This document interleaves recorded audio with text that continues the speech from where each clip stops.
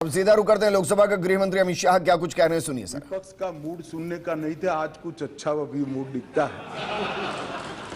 तो मान्यवर, जब तक कॉम्पिटेंसी का सवाल है,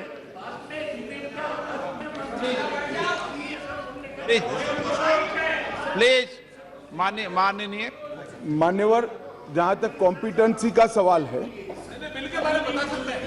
संघ राज्य क्षेत्र का प्रशासन संविधान के भाग 8 में उल्लेखित प्रावधानों के तहत आता है। अनुच्छेद 239 से 242 तक इसकी कार्यरीति को संविधान में वर्णित किया गया है और अनुच्छेद 239 के ए में विशेष प्रावधान किए गए हैं, जिसके तहत दिल्ली विधानसभा सहित एक संघ शासित प्रदेश है।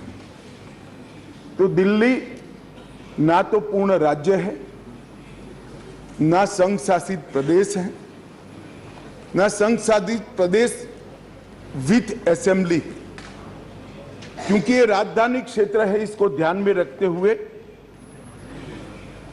239A में इसका एक विशेष प्रावधान संविधान के तहत किया गया है। इसकी डिटेल बात मैं बाद में बताऊंगा। अब कहा कि भारत सरकार को इसके बारे में कानून बनाने का अधिकार नहीं है, ऐसा विषय कुछ सदस्यों के द्वारा रखा गया। मैं इस सदन का ध्यान अनुच्छेद 239A3B की तरफ दिलाना चाहता हूं। 239A3B बहुत स्पष्ट है।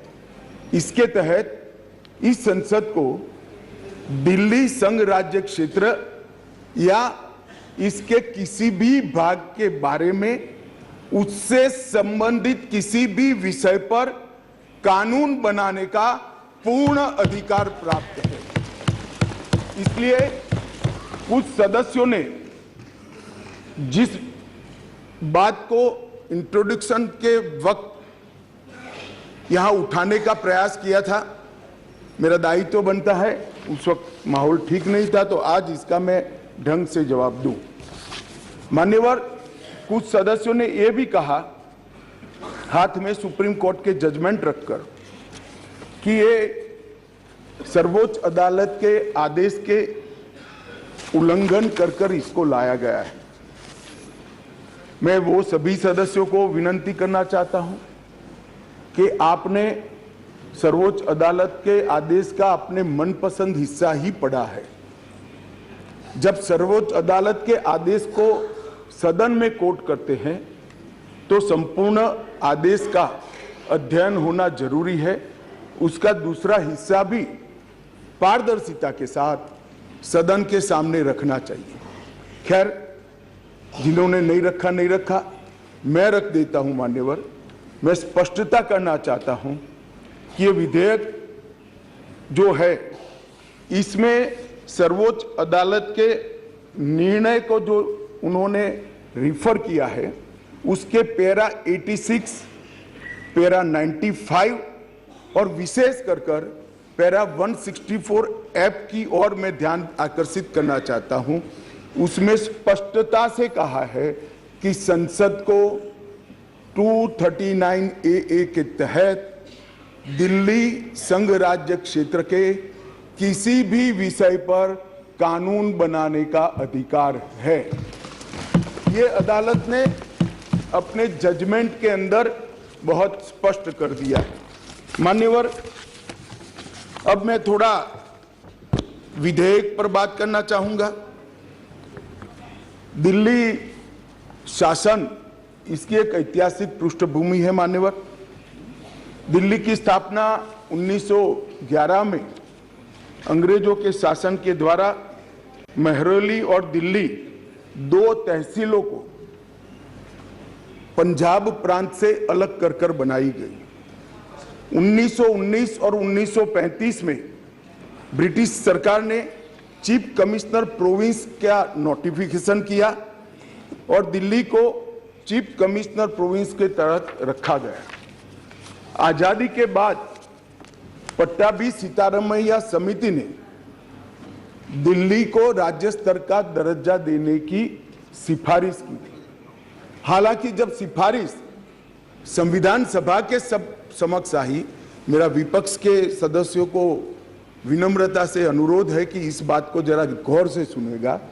पट्टाभी सीतारामैया समिति की सिफारिश जब सदन के सामने आई, तब पंडित जवाहरलाल नेहरू जी, श्रीमान सरदार पटेल, राजा जी, राजेंद्र प्रसाद और डॉक्टर अंबेडकर जैसे नेताओं ने इसका विरोध किया कि ये उचित नहीं होगा कि दिल्ली को पूर्ण राज्य का दर्जा दिया जाए।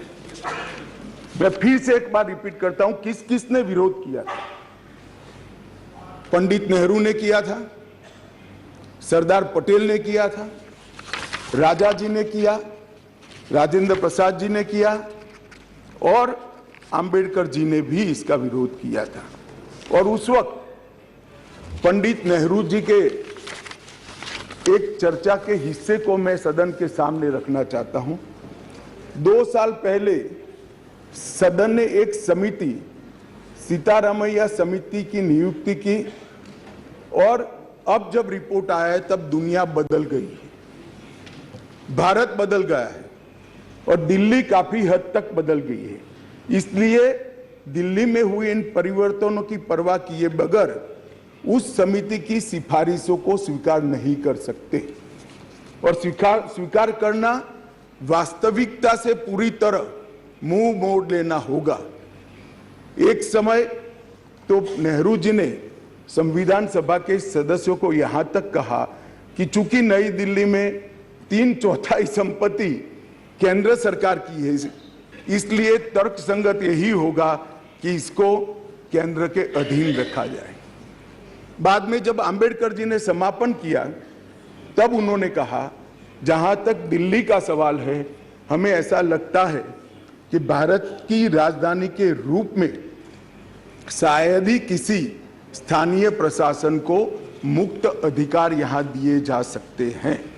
संयुक्त राज्य अमेरिका और ऑस्ट्रेलिया में जो राजधानी के क्षेत्र है, इसकी मिसाल भी उन्होंने वहां दी और उन्होंने कहा कि इसके लिए एक अलग व्यवस्था करनी चाहिए और संविधान सभा में इस पर जोड़ना चाहिए। खैर, मैं इसलिए कहता हूं कि आप जिस चीज का विरोध कर रहे हैं, ये सिफारिश किसकी थी ये आपको मालूम होना चाहिए। ये पंडित नेहरू की सिफारिश थी। मान्यवर,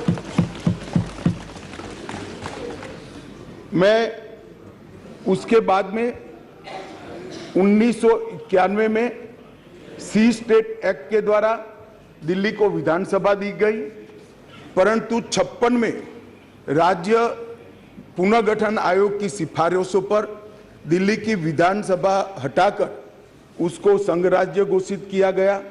लगभग 3 दशक तक ये व्यवस्था चलती रही।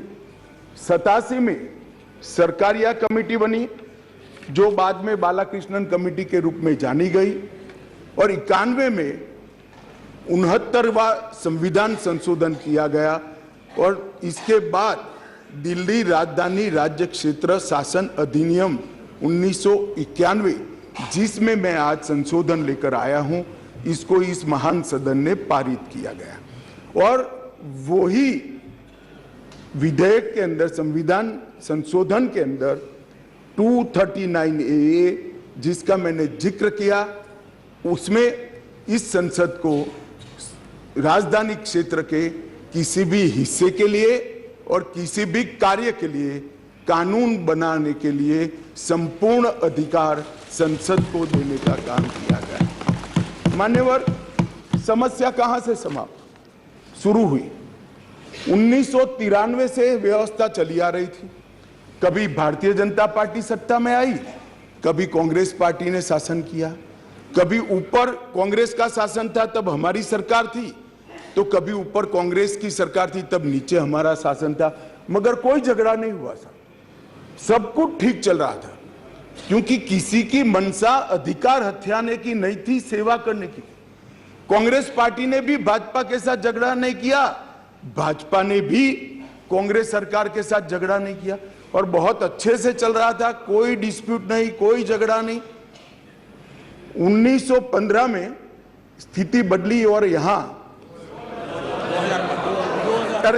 2015 में यहां स्थिति बदली और यहां एक ऐसे दल की सरकार आई जिसका मकसद, मुझे कोई झिझक नहीं है कहने में, जिसका मकसद सेवा करना है ही नहीं, झगड़ा करना। माननीय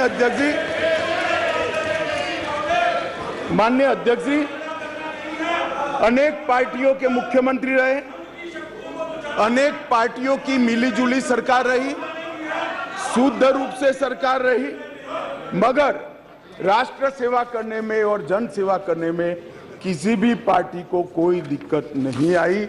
मैं बाद में बात करूंगा क्या दिक्कत है वो, उसकी भी डिटेल बात करूंगा, प्रॉब्लम क्या है वो।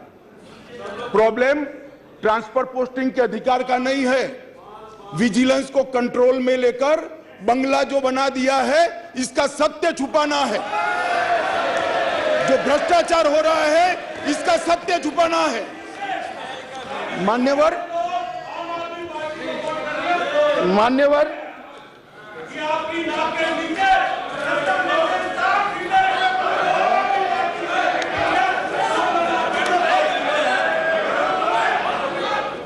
मान्यवर उसके बाद में 15 में अचानक ही दिल्ली राज्य सरकार ने एक विषय सर्कुलर निकाला जिसमें उन्होंने ट्रांसफर पोस्टिंग के अधिकार अपने हाथ में लिए। केंद्र सरकार ने एक नोटिफिकेशन निकाला, उसको हाईकोर्ट में चैलेंज किया गया, हाईकोर्ट का फैसला केंद्र सरकार के पक्ष में आया, इसको सुप्रीम कोर्ट में चैलेंज कर दिया गया, उसमें खंडित जनादेश आया, फिर संविधान पीठ बनी, संविधान पीठ ने कुछ फैसले कर नीचे फिर से 2 जजों की बेंच को दिया, उसमें भी सहमति नहीं बन पाई और फिर से संविधान पीठ बनी जिसने अभी अभी फैसला दिया।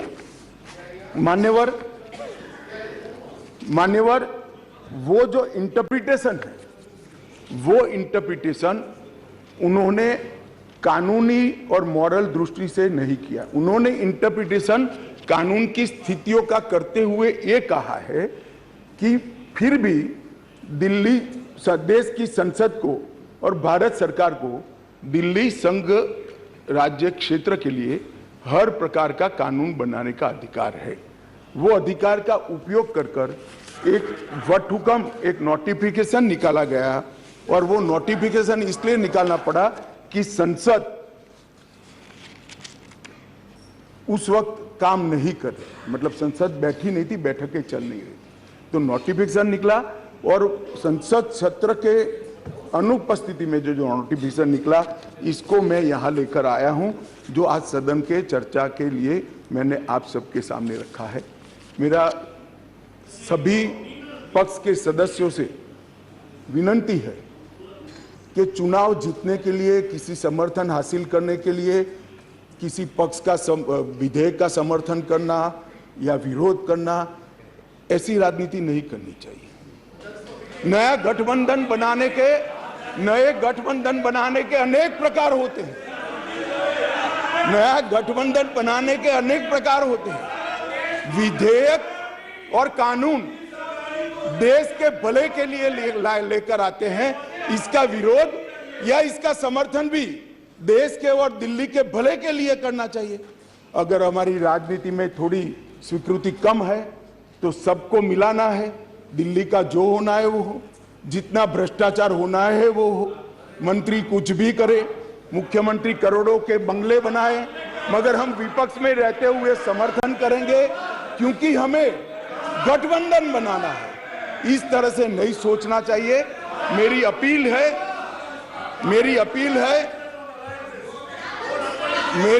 है विपक्ष के सदस्यों को कि आप दिल्ली की सोचिए, अलायंस की मत सोचिए।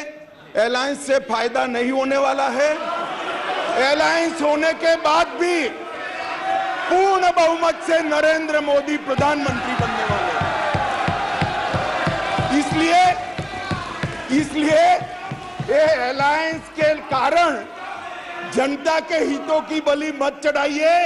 जनता सब देख रही है। अलायंस कर आप अगर ऐसा सोचते हो, अलायंस कर आप अगर ऐसा सोचते हो कि जनता का विश्वास हासिल कर दिया जाएगा, जनता का विश्वास आपको मिला था, मगर जिस तरह से 10 साल यूपीए ने शासन चलाया, 12 लाख करोड़ के घपले घोटाले करे, इसलिए आज वहां बैठे। और मैं फिर से कहना चाहता हूं, दिल्ली सरकार के घपले घोटाले भ्रष्टाचार को प्रछिन्न रूप से अलायंस की गरज के कारण मदद कर रहे हो। पूरा देश देख रहा है और पूरा देश चुनाव में इसका हिसाब किताब करेगा। मान्यवर, मैंने ये सदन के सामने रखा है बिल को। मेरा सभी से निवेदन है कि अलायंस के मद्देनजर इस पर अपना अभिप्राय न करें। देश के और राजधानी क्षेत्र के भले के लिए न्यूट्रलिटी से बात करें। और वैसे भी मैं बता देता हूं, विशेषकर कांग्रेस पार्टी वालों को, कि ये बिल पारित होने के बाद वो अलायंस में आपके साथ आने वाले नहीं है।